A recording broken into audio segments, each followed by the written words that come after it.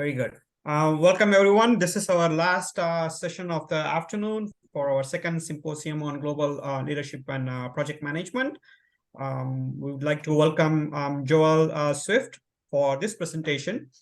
He's a California licensed architect with 40 years of experience in architectural design, construction, project management, and administration. He has experience as owner, builder, architect, project manager, real estate manager, facilities operation, campus architect, and administrator for the University of California, private clients, and local agencies.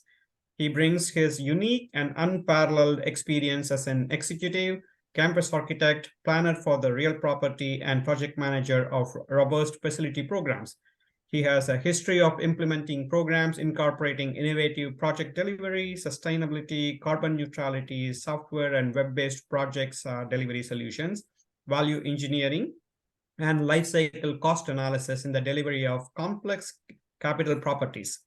Joel has presented for professional conferences and symposia on the topics of emerging innovations in construction technologies, project delivery, value engineering, life cycle cost analysis, university campuses, research innovation, sustainability, and other topics.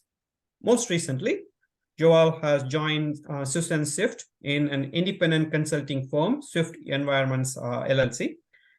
Their current project focus on air quality, light, innovative research, and healthcare facilities, stem cell research, sustainability, higher education, and anchor institutions. I would like to welcome him in talking about sustainability, the next frontier. Joel, the floor is yours. Thank you. And thank you to Northeastern University for having us. And it's really a pleasure to be here. And I hope that this will be as enlightening as the symposium has been so far. I think even Dave's keynote set the stage in a lot of great ways. And I was really encouraging to hear the growth mindset conversation. As you mentioned, unfortunately, my collaborator, Susan Swift, she has been called off to a project. She won't be able to attend today. She's really did a lot of the research, the background work on this. But you're stuck with me, but I think you should find this really exciting.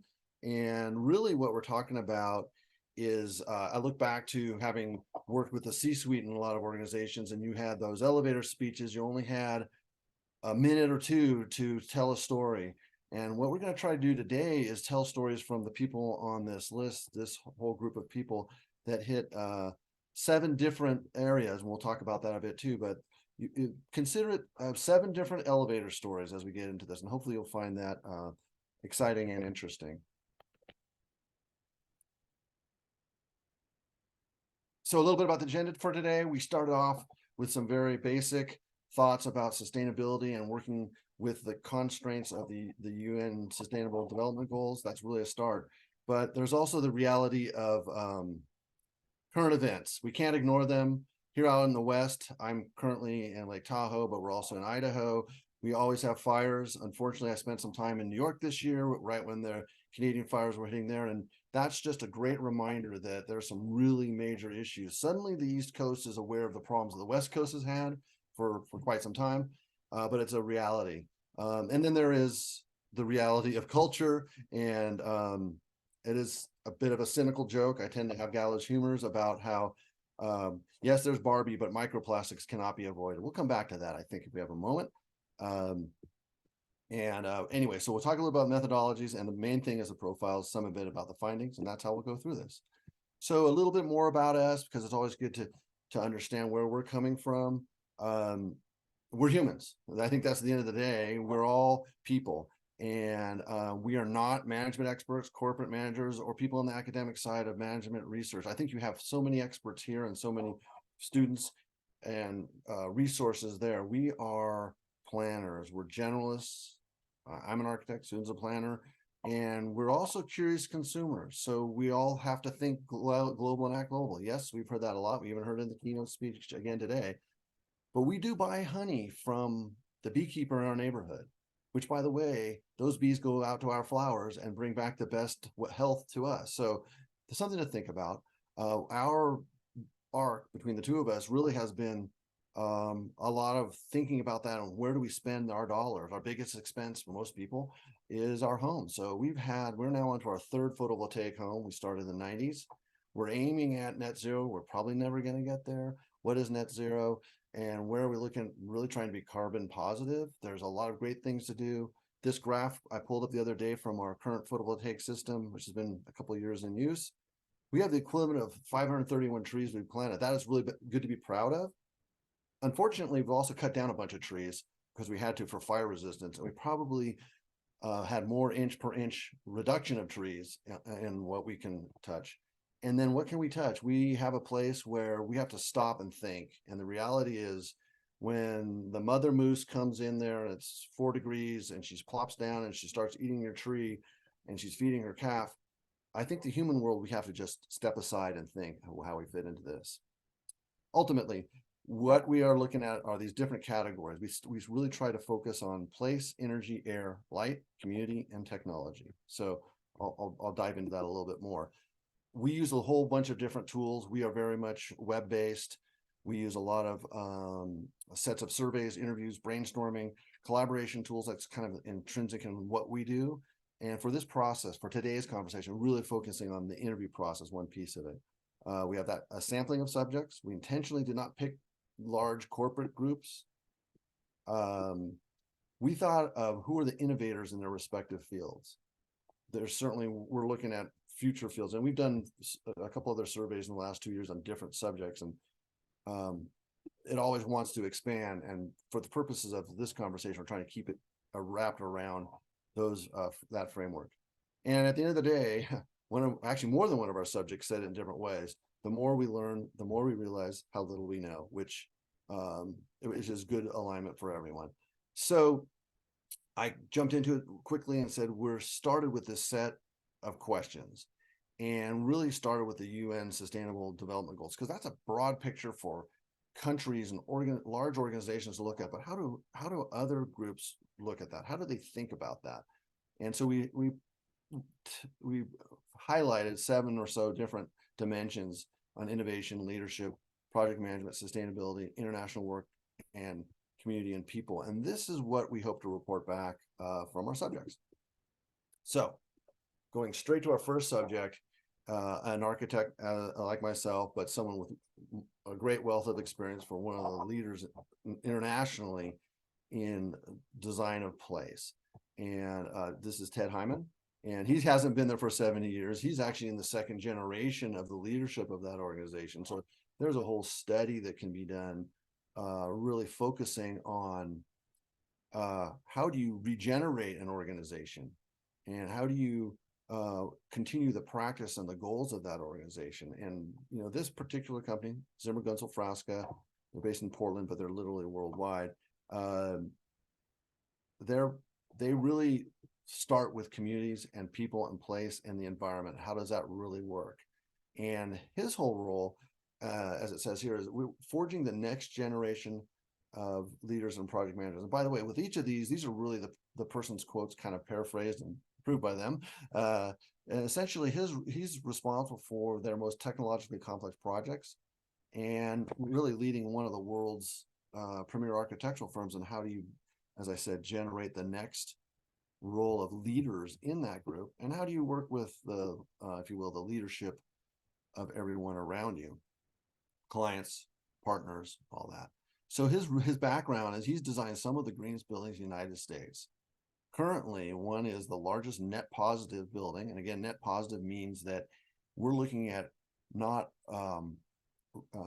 generating carbon, but producing a building that reduces carbon. And that in its own right is worth achieving for anyone.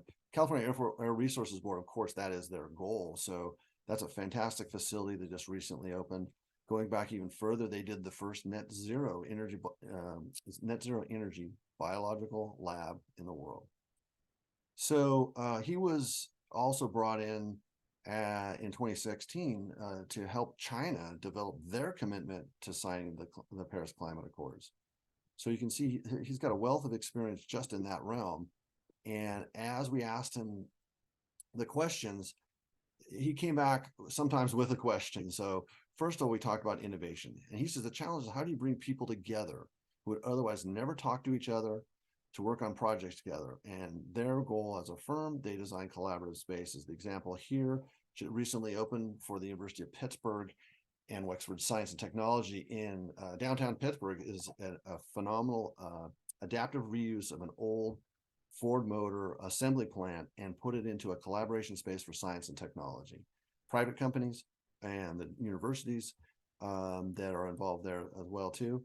But basically that's that collaborative space. These are the places where you can really cultivate that. You see this in almost every university. I didn't mention I'm also in a group called the Association of University Architects, and every major university is planning these kinds of spaces to collaborate, to develop interdisciplinary collaboration. The other thing with him with sustainability, they've really been in the middle of this, and they started a project for the Oregon State University, which is a supercomputer, which of course uses a lot of energy. And the engineers just said, we can't do this out of wood. They wanted to do it out of mass timber to reduce the footprint. And they just said, well, we haven't done it that way, so we can't. And so they pushed through that. And if you join us tomorrow, Chris Chatto will talk a little bit about that facility, about how they were able to overcome just even their internal team having barriers against innovation and effectively sustainability. So for his firm and how they look at leadership, it isn't the standard, oh, have you done any of the technical conditions, which is what everybody's expected. It's really about justice and equity. And they really think about it as diversity is a big part of what they do, and how they build that around a component of their own internal leadership. And recognizing climate change and how the built environment is generating one of our biggest problems by just existing. So what can someone who's designing within that context do? And ultimately, they think about impact, about how their projects impact the lives of everything around them. And that's an interesting twist on the basics you might hear on leadership, what leadership should be. Likewise, he really felt that their project managers, and again, we were talking about architectural project managers, and project management has many stripes. I come from the design and construction project management, but certainly IT project management is a whole nother stripe. And I worked in healthcare, so we had a lot of project managers in healthcare who were rolling out new systems, new protocols, and that too is project management. But at the core of it, for their work, they really wanted to make sure that their project managers were strong advocates for that value proposition that we were talking about. And it's on design, equity, and sustainability. And then again, project managers have the basic understanding of cost and schedule and delivery, which really it's beyond those prerequisites to him. It's more about how do you manage the value proposition? How does a project manager bring that forward? So that's really interesting. Again, they are really in the middle of sourcing materials, and what he mentioned was that with the focus now on embodied carbon, mass timber is one way to reduce this carbon footprint. And that's different across the globe. We'll hear about one later on in a moment, but they look at local sourcing, regardless of where their building is. And they really have to look within that roughly 500 miles of where the best materials are that fit that building, that work the best for the environment broadly and also the building itself. And the last one for him with the community, they are partners in this PAE building. PAE is an engineer. And the developer said, well, if you want to make this building meet those constraints, we want you to invest in it. So they are investors in it.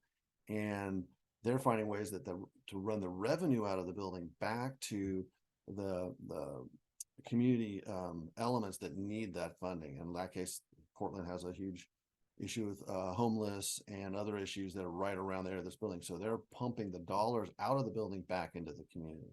Very interesting. So one last thought with Ted, and he's very inspirational. Someday you should have him speak at this conference, but so I'm essentially paraphrasing him. We asked, well, international work, what is your favorite project? And he said, well, I'm a designer, always the current one. But right now, that is the Mercado del Peixe It's a research center in Barcelona. It's the old fish market. So they recycled the old fish market, came up with what I love their byline here is a radical collaboration for planetary well-being. And this is shifting research from what has been a lot of silos of how the Earth's declining health, and you can list many dimensions to that, but instead equally consider how all life is in an interrelated matrix. So that's the mission of this facility, and of course his company really is a supporter of that, and it unites the global experts there in Barcelona to address the world's most complex and vexing challenges of biodiversity loss and climate change, economics and governments, how they're all interrelated. So this facility is under construction. It's it's designed again to be that collaborative space. So I talked about places, and this is where they're the masters of this. You're bringing in all these experts from all levels of business and science, and having them work together to support not just the city, the region, the continent, the entire planet. And they really want to do everything from climate change to underserved countries, food in underserved countries. So that's a very exciting type of facility. I'm going to shift to sustainability, and so maybe a younger generation of folks. This is a relatively new firm. They're based in New York City and in California. Arash Gedi and Breeze Glazer are the partners in this group, and they basically are redefining resiliency. They're really good at talking about the global components, but also down to the detail. And their statement really is their overall mission for their projects is to reduce scarce resource use and be better environmental stewards. It's pretty straightforward, but that's really why they're around and why they're engaged in projects.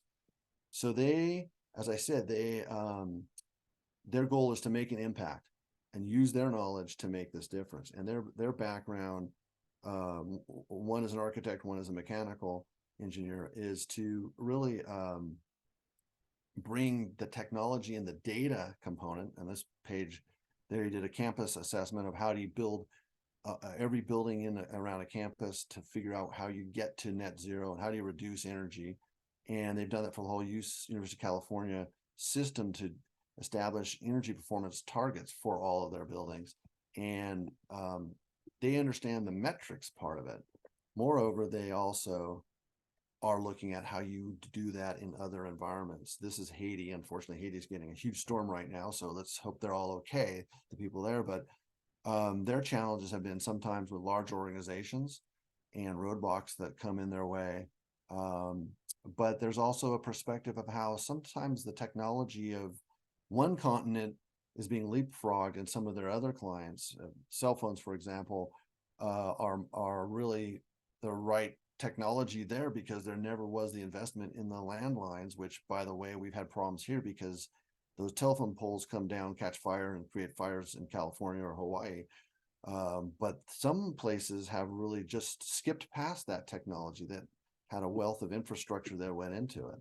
Similarly, they're also looking at natural ventilation. We're very much tied into AC ventilation in the Western world, but some of the other places, even in Sweden, have been able to go to natural ventilation, which is sometimes better than mechanical systems. So there's a circular change that's happening in some of their work.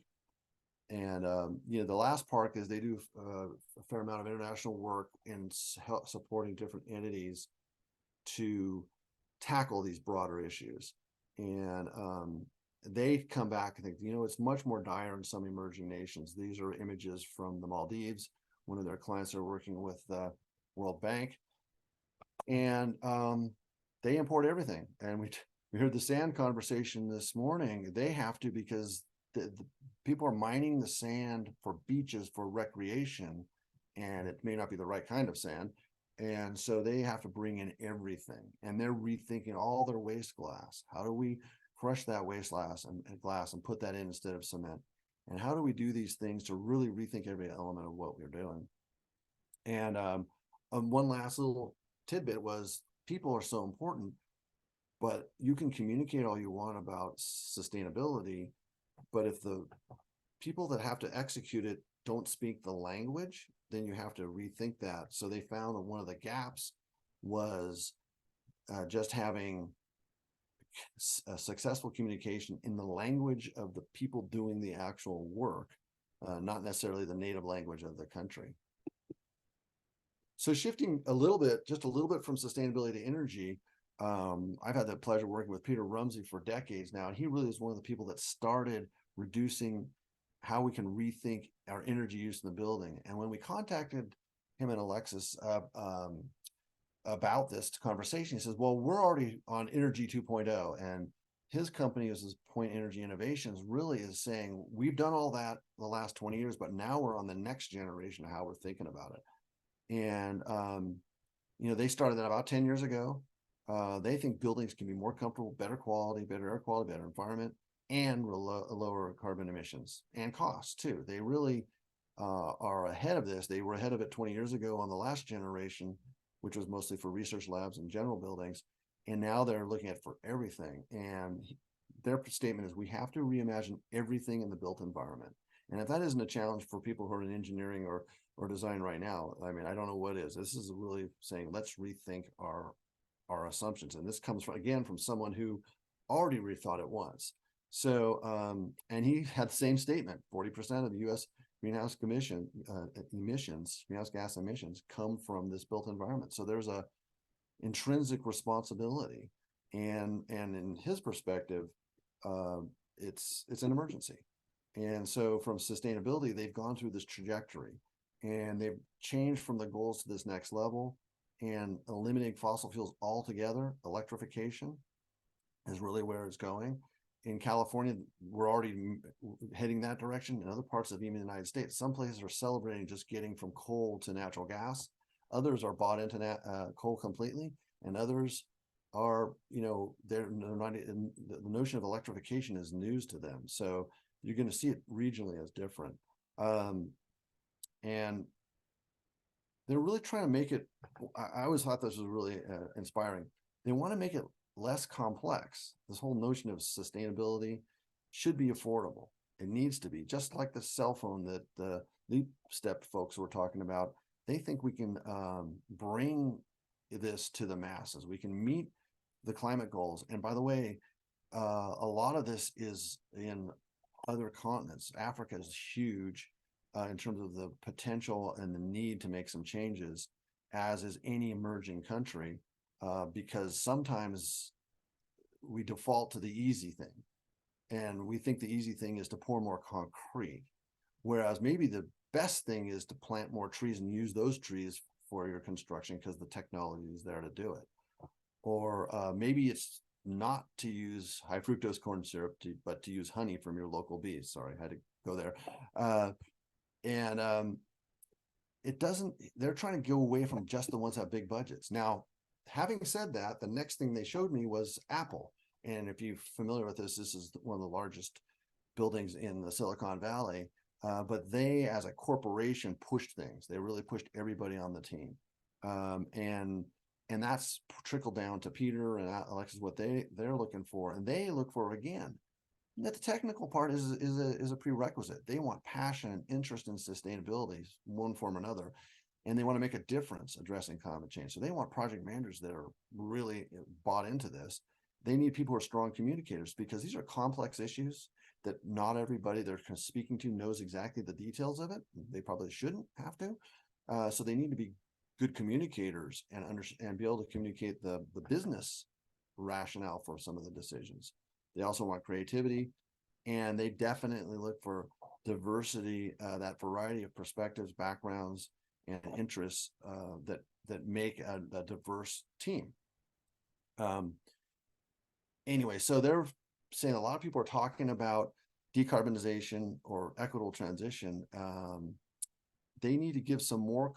Their stage, we need to give more considerate to the wealthy people being able to install solar on their homes is one thing, but we need to go well beyond that. And how does that look for everyone? So one of the projects they profiled was in India, and one was the AIA headquarters in Washington, D.C. In India, they've been working with as a consultant for Infosys, And Infosys basically took the approach of, we're going to change our portfolio as a corporation in this country because we can do it. There's more flexibility, we're less risk averse, and we will take those risks and build out our portfolio of manufacturing and technology buildings.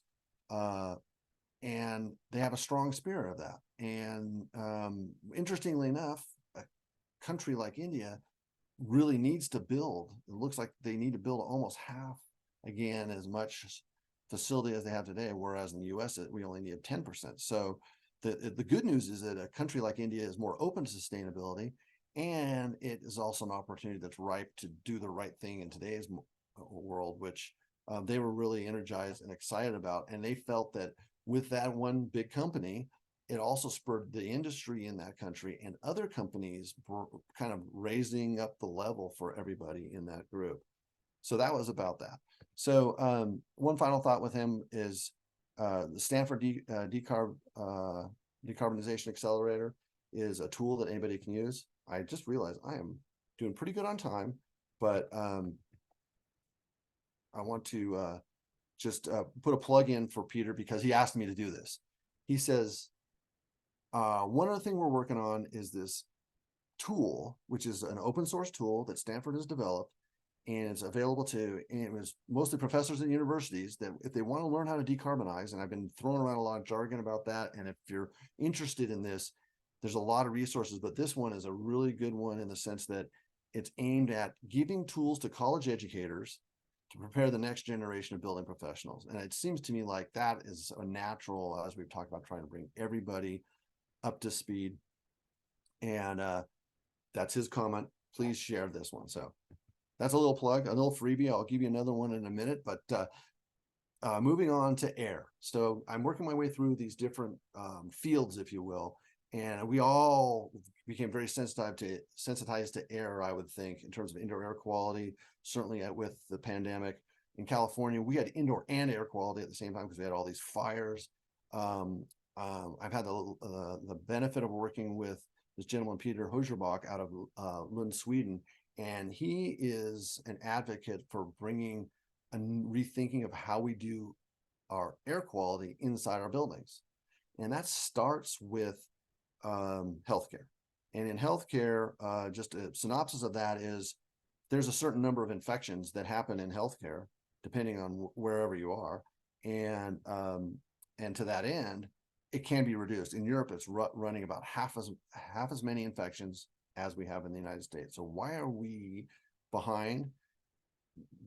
And Peter's perspective is we need to rethink the 50-year-old design assumptions. There's innovative design that's out there. It's actually been out there for dozens of years. It's become awarded in Sweden, but it's also in 8 countries in Europe and China, and now they have more installations in the Ukraine. But his biggest mission is reducing these infections, making healthcare safer.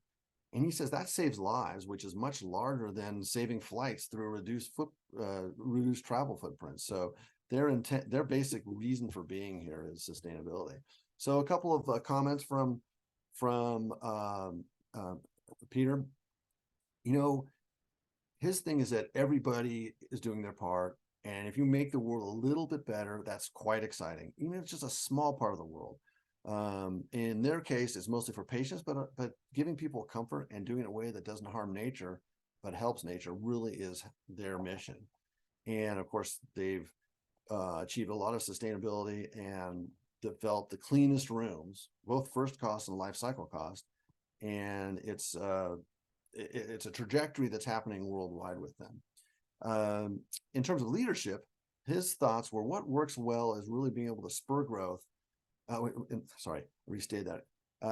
What works well and is necessary to spur growth is the ability to create a sense of purpose and energize the team. I think we heard that this morning. How do you give energy to the team as a leader? And from them, project managers and project management really is persistence. They need to be strong. They need to be engaging. Again, there's those communication skills. Of course, they need to be organized. And how do they negotiate complicated situations and find the way ahead, keep things moving? And that's a good trait, if you will, in terms of project management. We saw that. I had many project managers, the best ones, where they just kept the project moving using all their tools and abilities. Interestingly enough, we talked to each of these a little bit about regulatory settings. Their perspective is, well, we're the top end, so the tougher the standards, the easier the work is for us. So in Europe is further ahead in these topic areas, and most notably in the Scandinavian countries and United Kingdom. And some from his perspective, there's a slow evolution of moving it into other markets, and knowledge to them is the most important thing. Interestingly enough, here's a very technological company, but they still work by word of mouth through surgeons and facility operators realizing that they can improve and they can use that. And at the end of the day, people was really what excites him about making healthcare safer. A little bit of a warning there. His thing is antibiotic resistance, global threats moving slowly, but it's happening in a disturbing way. So some of the antibiotics we have, the disease we have there are resistant to the antibiotics we use. So their solution is one that's a design solution. Okay, I want to switch a little bit to light. And we sat with Michael Siminovich, who's the distinguished chair and professor lead of the California Lighting Technology Center. Why is lighting important? Well, like air, it's one of those essential components of life on our planet. But Michael was involved with really reducing the last 20 years the amount of energy spent on lighting, and it's now kind of come to the point with LEDs are pretty much everywhere. That's fine, but his whole thing is needing to evolve past just efficiency to quality. And so his lab is the California Lighting Technology Center is an applied lighting research center. They have a lot of partners, and they're really moving into the next generation, which is circadian light, which ultimately is about human, it's the science behind human reception to the right kind of light. So again, his group, CLTC, they are focused on lab to marketplace like right now. And he knows how difficult with most researchers are to connect to the actual practice, or he calls it the practice, but I call it the business side, right? CLT is not like that. They have a whole host of partners, and they basically directly connect what their research is to delivering a product or a system to the community, which essentially drives technological change in lighting. So if you see LED lights out there, they were the ones behind it 20 years ago. How did they do that? They also had partners in regulatory. They wrote the regulations for California, so then California put it into the regs, and then suddenly all the people who manufactured lights wanted to change.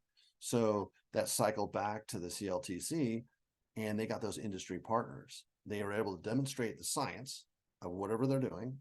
First of all, it was reducing energy use by doing fluorescence, then it was LEDs, and now it's circadian light, and then following through into the regulatory and the engineering side. So they've been right in the middle of this for decades now. He has, and it's very lucrative. It's lucrative for the companies, and it's productive for the research unit because they're able to continue with their next range, which I'll show you a little bit in a second. He had some interesting comments about sustainability and greenhouse goals, and they were involved with the government of California's Green Action Team, which he stated had precious little green and precious little action. So from his perspective, and this is someone right in the thick of it, there's a long way to go, which again, that gives you a lot of opportunity. So one of their new labs, we walked through this, is what's called the New Color Lab, and they're really looking at working with scientists and industry to figure out what's the best color of light for different circumstances. It's really exciting. And basically the circadian clock gets reset. If you, for instance, you can see if you have an iPhone, they have ability to make it amber light versus blue light. You need to give some thought to that because it actually does create a problem. Essentially, in his words, if you wake up to a blue light, your body will be awake for the next 45 minutes, even if you try to go back to sleep. That's a very basic reduction of what they do, but they're actually looking at how do you do this in, say, stressful situations. So I'm stressed out right now, or they would put a rig on me, and they can then put me afterwards and see how long it takes me to to come down from that, to cool down from it, given each of these colors. And that's exactly what they did with the research subjects. They looked at how do people react to the color of light? And what is the best color for people in that kind of a circumstance? The last thing is, so leadership with him is education, but there's barriers that come with that because there's practitioners, there's everybody needs to be educated, if you will. The regulating bodies, the legislature, the whole food chain. It's not just the students in his lab, it's everybody. And even sometimes that's even the administrators of the organizations that say they want to support it, but they need to be educated if they really will. So leadership needs to be listening, taking up the unknown, and willingness to look differently. And he just says he's surprised every day. He's more that he doesn't know. There's new pathways all the time, and it needs to be savvy in picking those partners that are willing to share.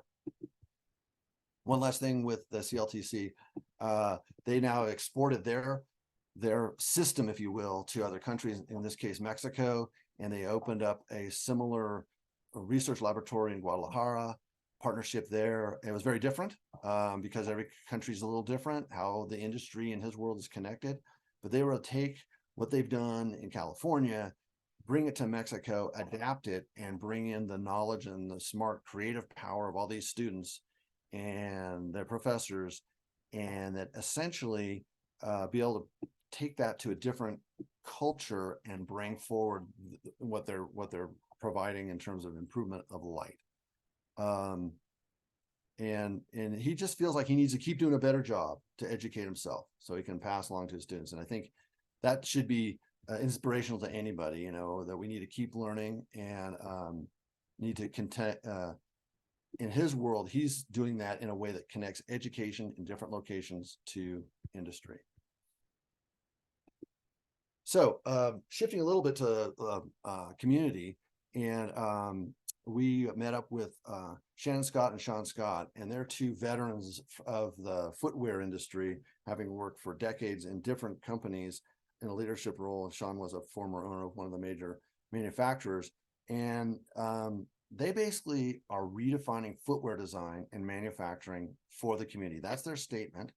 That's what they're doing. They said, we realized we couldn't keep doing what we've always done of basically designing in California, fabricating in other countries and shipping back over. Instead, we're going to support the local economy, bring back the lost art of quality manufacturing into the city of Los Angeles. And Shannon said many times, she says, well, I felt like I was on the crazy island for so long, but no one would listen to her. There was no one in the United States that actually had all the materials. So they had to rethink the value proposition of what they do and how they sell their shoes. And at the end of the day, they're not trying to be the bottom dollar Charlie. That's defeating the purpose. They're really important about how to demonstrate made in America can also be innovative and technical. And they're really nice shoes. That's my pitch. You should check out their shoes. They're high quality. They're made in downtown Los Angeles. They're made by people who've been retrained. Some of them were homeless. Some of them, were down on their legs. They weren't technical people. Some people were really good with their hands, and that's a hands-on thing that's kind of been lost in the United States sometimes. Anyway, so their version of sustainability is, well, we need to make it local. We saw a lot of abuses of sustainability in other countries. You could go on the countryside and there's another coal plant every time you turn around. So countries say they're meeting the Paris Accord and the UN goals, but are they? And so in their case, they just basically said, we need to rethink the whole thing. It was a huge battle for several years for them because they couldn't even get shoelaces in the United States because there weren't any made here anymore. So they had to push that. And now the same manufacturers that didn't provide them with their materials are coming to them and saying, oh, we've changed our practices so we can be part of this. So they've helped push this out, rethinking the supply chain, eliminating, the carbon footprint, essentially paying fair living wages, and dealing with more savvy consumers who want the best. And essentially it's farm to table for footwear. One sidebar that they mentioned, which I'm still scratching my head about, is that they're really thinking about going back and using more leather because of all those microplastics and the plastic issues. and its availability. The problem is we've now, in this country, we're now have a problem with our whole delivery system for beef and leather, which they're basically throwing away a lot of it. It's going into waste. So they're not really thinking that as a system because there's no market. So hopefully this will bring a market. Their last thing, two things. They donate 20% of all their sales to donations. And they're now, the next thing that they're doing is they've been asked to spread this concept that's in one city, how they can apply it to other cities, because any city in the United States could be doing this, making local footwear of higher caliber. So one last thing, and I have to be cautious here because I think Binda is here, but we also sat with Binda Majai from Quantum Technologies, and his background is just phenomenal. Decades of experience working with different levels of technology, starting with infrastructure and working into apps, and how apps led to games, and vice versa. And again, a lot of partners, and his locations are across the globe. His work has been across the globe, and I really wanted to hear some of what his thoughts were. And from a pathway that did lead from infrastructure to gaming on the iPhone, led to apps, and apps have led to devices, and devices have led to telemedicine. And that's just a phenomenal arc in its own right. His comments about leadership, the things, the aspects, open-mindedness, flexibility, how to build trust. That's so important at all levels of their connections, and open to learning new things. And you don't know everything. We've heard that from three or four of them already. So his international work, one of his observations was that in some countries like India, the focus was on math for generations. So they had great doctors and scientists, and now engineers, and there's still much work to do because there's so many people, and so there's so much growth potential, both for the people, but also for the things that help them. However, sometimes there's a barrier when you bring technology from one continent to the other. And he brought out a situation with a private network in the United States, and was told, you can't do that. You know, it's not physically feasible. Well, we've already implemented this in England, and that was the kind of thing that said, oh, open the eyes to folks that, well, maybe there is another side that you can achieve. And I think his experiences, he's been privileged to work with all types of people. And at the end of the day, the comment is, helping others is a privilege, not a chore. We're all humans. We're all learning to give back. Working with nonprofits in his community, there's a group called Women's Empowerment, really helps get homeless women back to jobs, back on their feet, back into society in a lot of ways. At the end of the day, another great comment was, opportunities are there. There's just need a catalyst for change. And I will say, I think I have one other note from Linda on here. So I asked him, what's most important? People and their health. What future innovation supports this? And Ben, of course, in his own way, said, well, we have an app for that. It's for mental health. And the detail of this challenge is managing psychosis. And certainly through COVID, we saw more of this.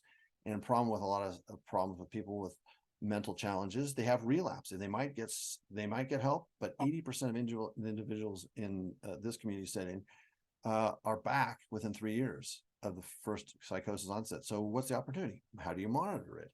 How do you find those relapse predictors? The solution, an app, a very robust app that basically asks the right kinds of questions. It's a survey that's 24/7, and it's secure. It's got all the pieces that you want from the technology side, and proactive algorithms to help predict proactively symptoms worsening.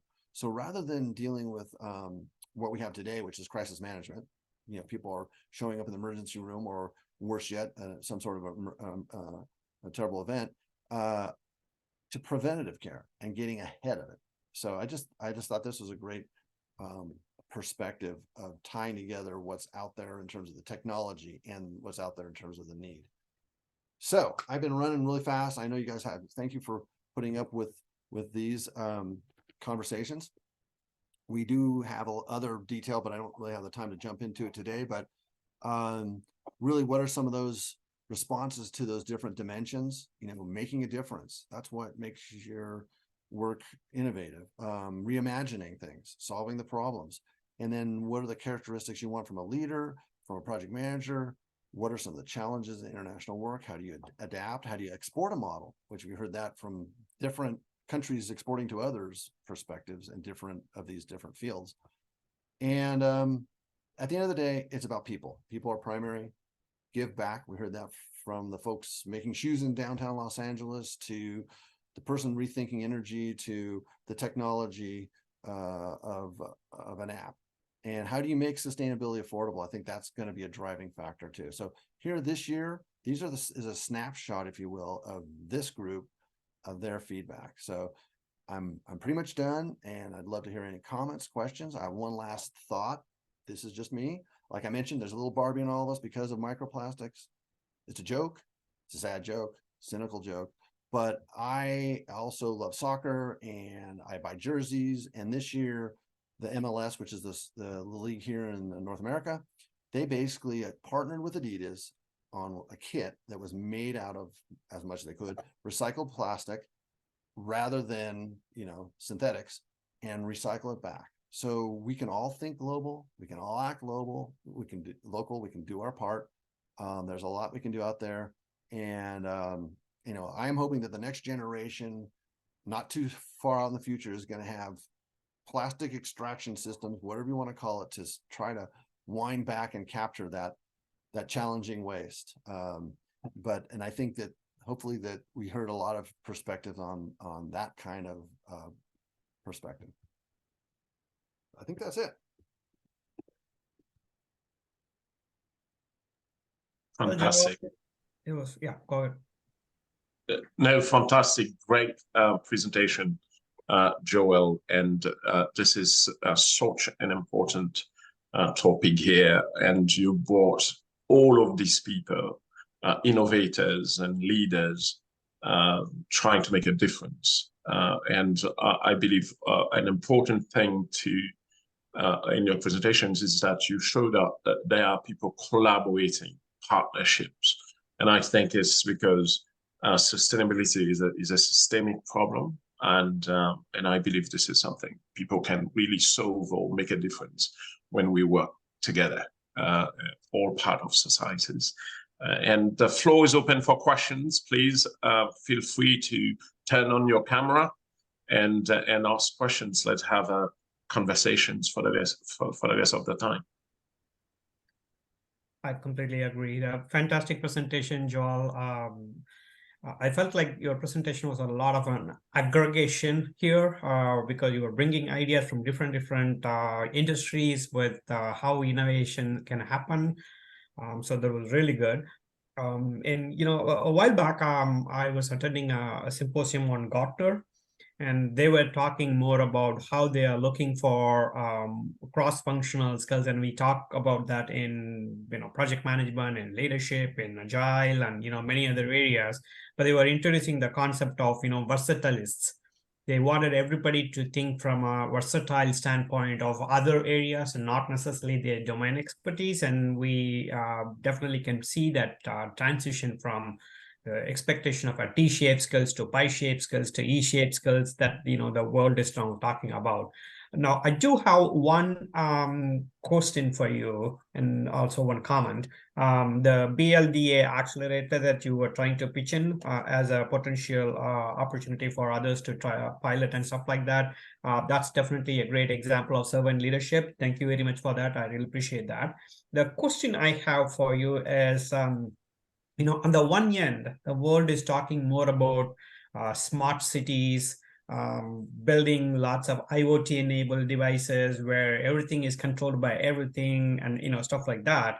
And then we move to the other end of the spectrum where we are talking about environmental protection, saving the five elements and stuff like that you were sort of talking about, clean air, clean water, and many other things that we were talking about from a sustainability goal perspective, even from United Nations perspective. So where is the balance? even in the applications that we are generating, they seem to be more technical, mobile apps and stuff like that. And then we are coming and saying like, oh, we need to reduce the amount of light spectrum and, stuff like that. So there seems to be, the world going in both directions. So where is the delicate balance that we need to have sustainable solutions? Any thoughts based upon all the information that you have gathered so far, Joel? I think that's a fantastic discussion. That's the dilemma. That's why I showed the picture of the bee and the moose. Everybody has to face this personally, but as organizations are really trying to tackle it, I think we're hearing that on some areas where they're trying to rethink their product stream to do the right things relative to what their initiative is. A perfect example would be cell phones, right? Can you imagine a world without that? Certainly in Africa, that's given them some freedom, but of course it has required all kinds of resources to just produce those. Hopefully the next generation will be better about that. I think they already are. We're seeing some great movements in those areas. And I think that's the human balance. I mean, I joke about it. Yes, we're doing what we can with photovoltaics, but some of them weren't made perfectly, but they were the best at the time. Next generation, maybe better. We don't have a bamboo car yet. I would love to have a car made out of bamboo, but so you have to make a decision on all those things. There's others that probably in the audience that might see that perspective, but I think for everyone personally and wherever they are in an organization, what can they do to help drive towards that balance? That's about what I think that's what each one of these people said in their own personal way was, we're doing our little piece to do this. That's about all we can do. That's about yep. Excellent. Very, very well said. I couldn't agree with you more on that. Very well said. Again, any one of you, please use this forum to ask any questions. I know it's towards the end of the day, but if there are any questions, please use this forum to ask at this point. It's looked like someone sent the questions directly to me. And did you or did not mention something about Barbie, the Barbie movie? Is that something that is encouraging plastic consumption? It's again, it's current culture, and that slide that I used really just talks about how you can't escape it. Honestly, the planet, it being plastics, and what does that really mean? And from a historic perspective, plastics have not been around that long, even for our cultures. Even asphalt, as an example, or any petroleum product. Yep. So we are in a very short window of petroleum-based environment or culture, if you will, and it's given us so many things. And now we're having to deal with how do we balance that? It goes back to the earlier question. It's really, how do you strike that balance? And we're going to have to find a way to unwind some things and move forward in other areas. And I think that's where each one of these conversations, each person was trying to tackle it from their own perspective, in their own field, their own realm. That's true. I can say, for speaking for myself, I'd say a life of plastic is not fantastic. There you go. I think that could be a theme for next year's symposium. That's right. Well, as long as we are not allowing people also to pay by credit card, then that's definitely going to be an approach we can take. That's true. But it comes down to resources. How do we use our resources? And the human mind is pretty phenomenal, and be able to the fantastic things that have been invented in different manners and ways we're doing right now. To me, that's the exciting part from each one of these folks, is like, how do we do things to support the whole human race, but also get the best out of people in the realm that they're working. Right. I mean, your point about the resources is very well, placed at this point, because when we are doing project management, we don't just talk about resources in the human people resources perspective. Also, we also talk about the non-human resources, like the facilities, the equipments, the materials, the infrastructure, the supplies. What if we're going to build back to you? if your conference room is going to bill back to you, how many times will you have proper meetings? How many meetings will you have?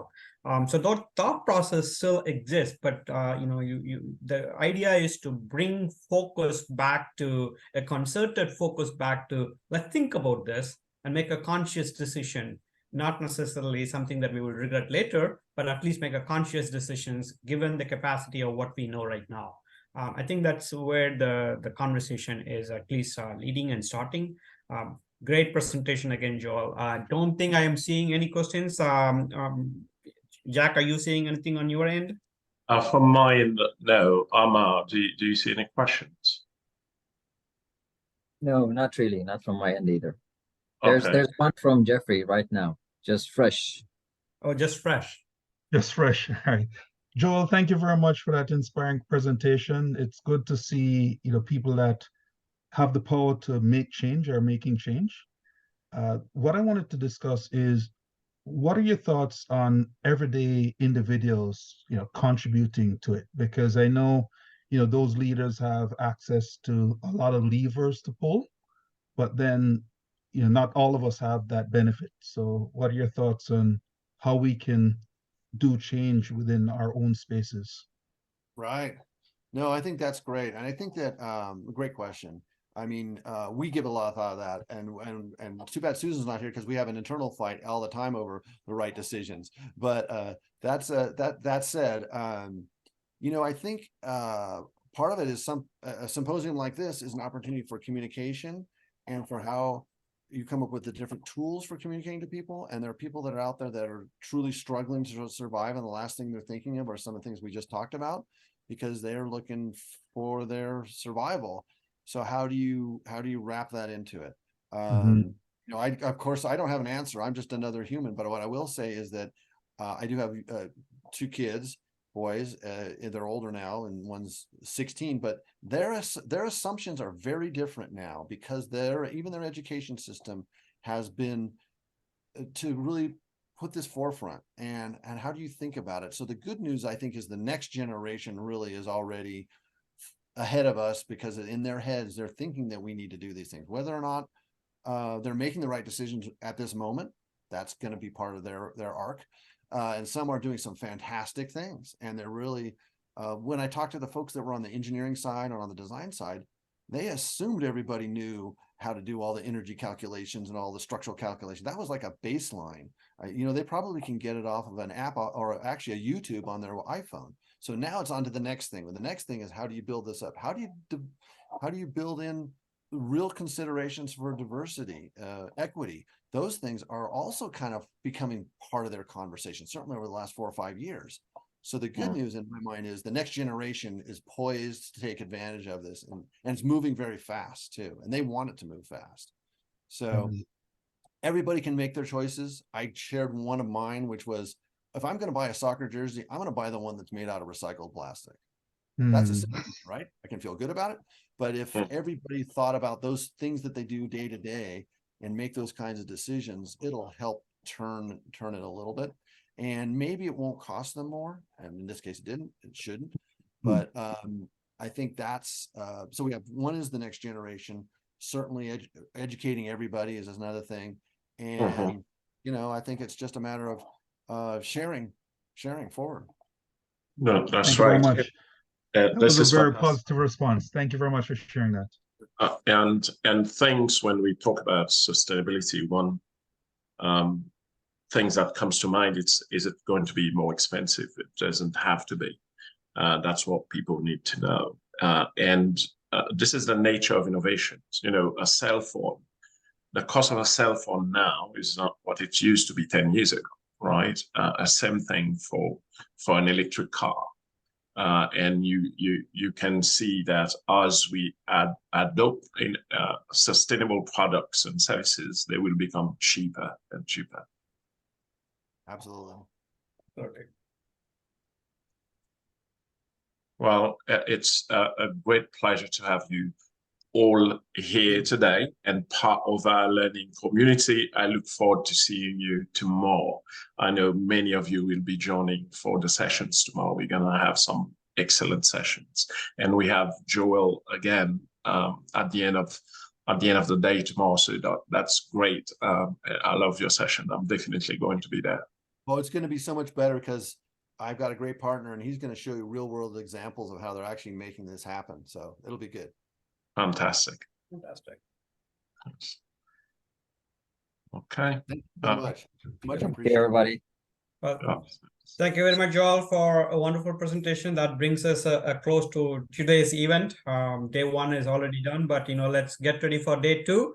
And thank you again, Joel, on behalf of everyone at Northeastern University College of Professional Studies. Thank you. Fantastic. Thank you. And Sriram, are you going to be in room 1 tomorrow? Will you be able to do it? Which yes, one? yes, I believe I am in room 1 tomorrow. Yes, I I'm mean, room 1. room 2. I think you have something in room. Oh yeah, you are in room 1. Yes. Right, I'm in room 1 after the keynote or after the first presentation. I'm going to be fully present in the room. Okay, so there is no, don't have any restrictions. You'll be able to take it Yes. away and manage that. Okay, Yep, I'll perfect. manage room 1 tomorrow. Thank you very much. Thank you. Okay. Let me stop the recording. Oh yeah, we've